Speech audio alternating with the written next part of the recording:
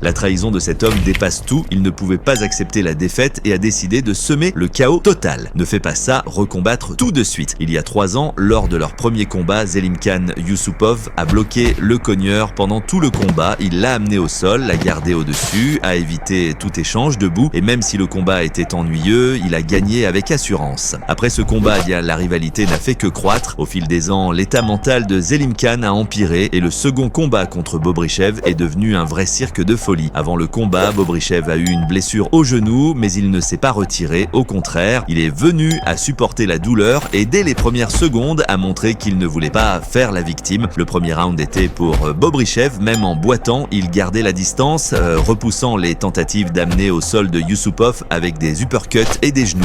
Zelimkhan a dû reculer, ses prises ne marchaient pas et les frappes de Bobrichev devenaient plus dures et plus nettes à chaque échange. 3 fois, Zelimkhan a essayé d'attraper une jambe, mais chaque fois, il a reçu de lourds coups au corps. À la fin du round, Bobrichev l'a même sonné avec un coup de pied au violent. Seule la cloche a sauvé le Daguestanais. Au second round, Zelimkhan a complètement perdu les nerfs. Ses tentatives de lutte sont devenues des fautes évidentes, des coups de tête interdits, tirer les gants de Bobrichev, lui toucher les yeux. L'arbitre l'a souvent averti, mais Yusupov a semblé perdre le contrôle. Il ne supportait pas la pression. Zelimkhan a tenté de saisir la jambe, mais il a échoué. Même dans ce combat sale, Bobrichev a tenu bon, repoussant les attaques, brisant le corps à corps, encore et encore, pendant que le public criait son nom. Plusieurs fois, on aurait cru que l'arbitre allait arrêter le combat pour faute répétée, mais à la fin, Zelimkhan a juste perdu un point. Au 3e round, il était clair que le Daguestanais n'avait plus de plan B, son arme unique ne servait plus à rien et il n'avait plus l'énergie pour lutter. Bobrichev a pris le dessus et a visé le corps, voyant que Zelimkhan respirait fort, puis le sommet. Pendant une autre action sale de Yusupov, Bobrichev a bien choisi son moment et a tout mis dans un coup au foie. L'arène s'est figée, Zelimkhan s'est plié, a tenté de ramper vers la cage, mais l'arbitre n'a pas laissé continuer, il a tout de suite arrêté le combat. La victoire est allée à un vrai guerrier qui a prouvé que même face aux coups bas, à la triche et au chaos, on peut encore gagner.